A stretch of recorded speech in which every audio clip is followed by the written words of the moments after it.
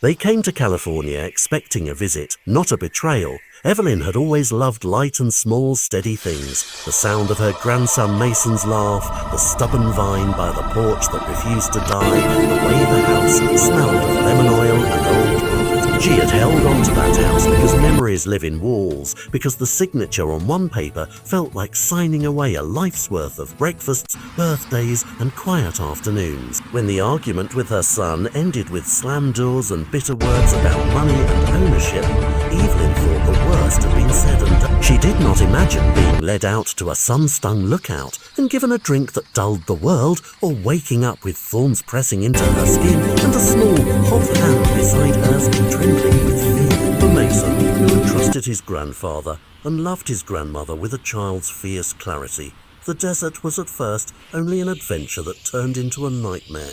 The ropes bit into their wrists and the sky overhead was an ocean of indifferent blue. Hours passed in a haze of thirst and confusion until two stray dogs, guided by something older than hunger, halted at the edge of that same quiet.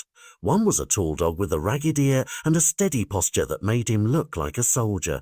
The other was quick and watchful, her body compact and ready. Order said Tall Pinto. They did not belong to anyone, and that lack of belonging made them perfect for what came next. They sniffed the air, found the scent of fear, and crouched like priests of some small salvation. They did not bark to scare away danger. Instead, a focused, patient energy took over. The larger dog worked at the knots with his teeth, while the smaller one pulled and tensed, and every little progress was a triumph. When Mason tumbled forward to free his grandmother, when Evelyn sagged into the arms of a boy who held on to her like he could stitch her back together with his fingers, it was the dogs who had made the first move from despair to possibility.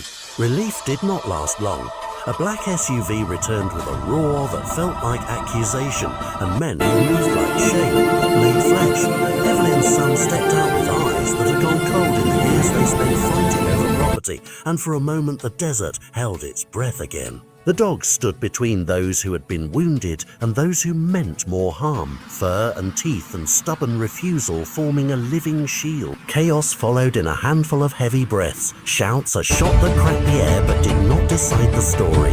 The sudden arrival of neighbors alerted by the sound and the flash of something gone wrong. The men who had planned cruelty found themselves pinned by the courage of creatures who had nothing to lose. When the rangers came, when hands that wore uniforms rather than bitterness took statements and gave water and wrapped blankets around shaking shoulders, the truth came spinning out in the small, careful voice of Evelyn. Greed had led a son to cruelty. A refusal to sign had led to an attempt to erase memory and claim ownership by force. The law did its slow, necessary work.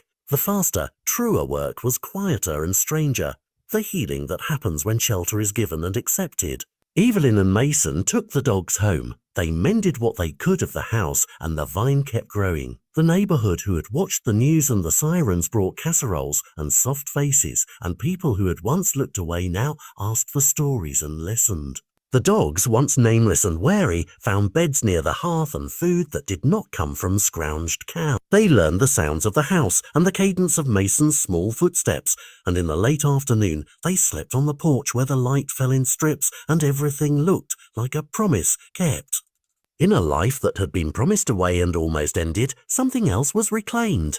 The simple, stubborn belief that family can be chosen and that courage wears fur as often as flesh.